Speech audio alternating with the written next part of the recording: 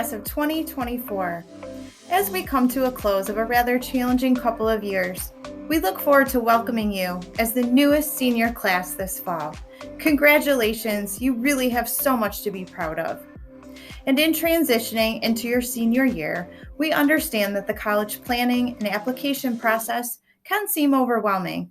This presentation will lessen that angst, provide you with the resources, information, and links to get you moving in the right direction.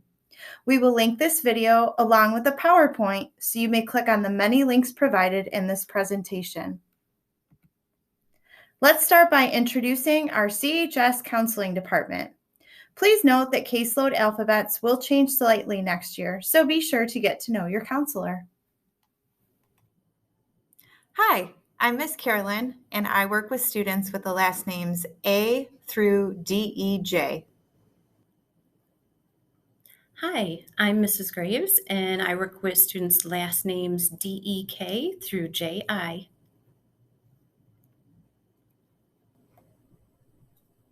Hi, I'm Ms. Krasuk. I work with students' last names JO through M. Hi, I'm Mrs. McDaniel, and I work with students' last names N through SEI. Hi, I'm Mr. Fitneville, and I work with the students with last name SEL through Z.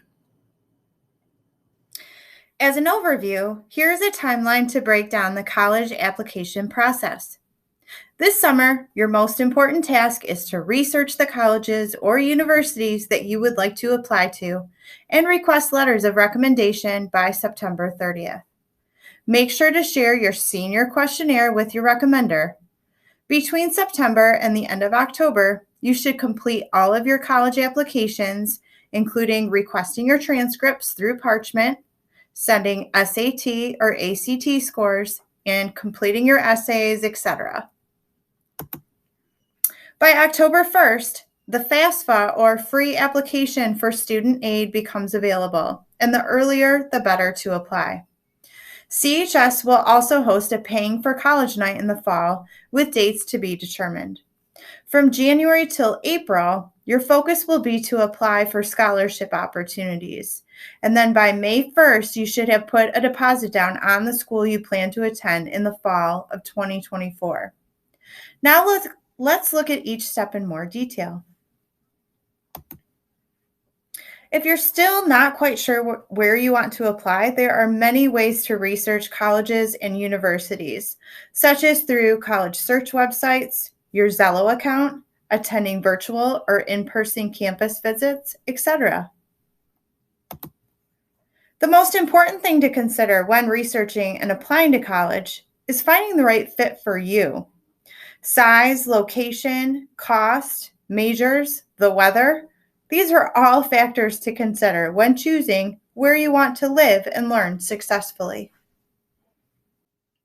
There are three primary ways to apply to college: regular decision, early action, and early decision.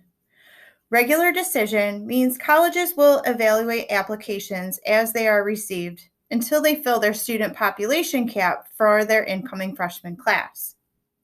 Early action is a non-binding early deadline to submit your application, usually by November 1st, but you typically get a reply of admission before March 1st. Lastly, early decision is a binding agreement with an early deadline. Early decision admission means that if you're admitted to that particular school, you would forfeit all other admissions to other schools, and you must sign a binding agreement at the time of application. As counselors, we recommend applying early action to find out early and alleviate the stress of the application process early in your senior year. You will receive one of these three responses: admitted, deferred, or denied. If you are deferred, colleges may request additional information such as your semester 1 grades before providing a decision. There are several steps in completing a college application. First, you will complete the college application itself, which may include submitting an essay or personal statement. In addition, you are responsible for submitting your transcript, as well as other required items for that school, such as standardized test scores, letters of recommendation, and other optional documents such as list of accomplishments or extracurricular activities.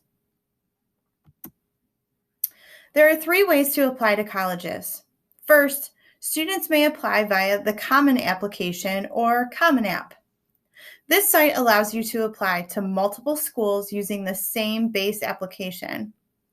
Next is the Coalition Application, which supports lower income, under-resourced, or first-generation college students. And last, some colleges you will apply to directly through their website. Now let's talk about transcripts. Colleges evaluate your transcript by looking at your grades and cumulative GPA, the strength of your curriculum you took, the strength of your senior year schedule, class rank, and grade trend. You must create an account with Parchment to request your transcript to be officially sent to colleges or to NCAA. We recommend creating this account with a personal email so that your account stays valid even after graduation. Please revisit this PowerPoint for the links or go to the CHS Counseling website for a video tutorial and additional information on how to send your transcript. Next, you will need to submit your standardized test scores to colleges if required, as they are not listed on your transcript. The SAT and ACT are the 2 standardized tests that colleges may use as part of their process for admission. Both tests are accepted by colleges. To register for an upcoming SAT or ACT, or to send your scores officially, you will need to log in or create an account on the appropriate website, collegeboard.org for the SAT or ACT.org for the ACT. While many colleges have gone test optional for admissions, many scholarships are still tied to these test scores. We recommend you take both the SAT and the ACT, as you may score higher on one than the other, depending on what kind of learner you are. The SAT focuses more on problem-solving skills, while the ACT is more of an achievement-oriented or what you've learned kind of test. College essays are so important as it allows you to really set yourself apart from other applicants. Do write about something that's personal to you. Write in your own voice and from your own perspective. Tell your story and be creative. Respect the time of the college admissions staff and stay within the required length of words. Ask a parent, friend, or teacher to read your revised draft and tell you if it's well written, compelling, and an honest reflection of who you are. Don't write about something that's already highlighted in your application. This is an opportunity to tell the admissions staff something that they don't already know about you. There are endless resources to aid in writing a great essay, and don't forget, please proofread. Again, revisit this PowerPoint on the Clarkston Counseling website to access these resources. Letters of recommendation may be needed as part of your college admissions process.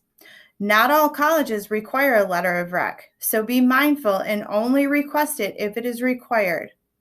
Letters of recommendation may also be needed for many scholarship applications. Depending on what you are using the letter of recommendation for, may determine whether you ask a counselor, a teacher, a coach, or a boss. Make sure you ask someone who you have made a connection with, who can build upon your strengths. Kindly make your request no later than September 30th, and be sure to share your senior questionnaire with your recommender.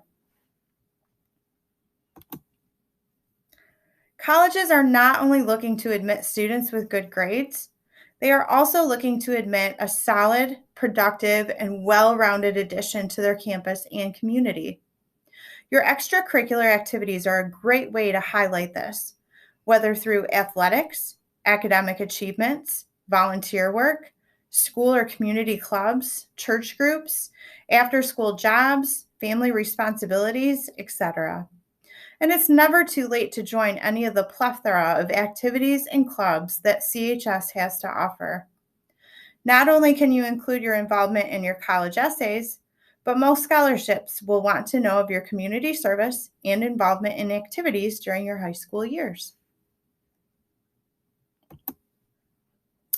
Plan on attending the Paying for College Night presentation in the fall. This is a very informative evening that explains the free application for federal student aid, as well as the types of financial aid available. The first step in completing this is to create a federal student aid ID. Once you create your FSA ID, you will be ready to fill out your FAFSA once it goes live on October 1st. There are 2 ways to qualify for financial aid. The first would be to complete the FAFSA starting October 1st, and the second is merit-based, as determined by the college or scholarship organization. And there are 4 types of financial aid: grants, scholarships, both need and merit-based, work study, and taking out loans. Please revisit this PowerPoint to click on the links for more guides and information. And again, plan to attend the informative Paying for College presentation in the fall. From January until April, it's a great time to apply for scholarships, and there are many ways to explore and apply for scholarships. Check scholarship web pages on college and university websites. They often have additional scholarships outside of the merit scholarships that are usually awarded based on a student's admission application. Ask your family members to check if their employers, civic clubs, places of worship, etc., if they offer scholarship opportunities. Check national and state professional associations or organizations of the career field or profession you plan to pursue. Check out the CHS scholarship list on the CHS Counseling website for a compilation of local, state, and national scholarships. This scholarship list is updated regularly starting in January of your senior year, and also lists a number of scholarship search engines. Keep in mind, too, that when applying for scholarships, there should never be a fee attached to applying for a scholarship.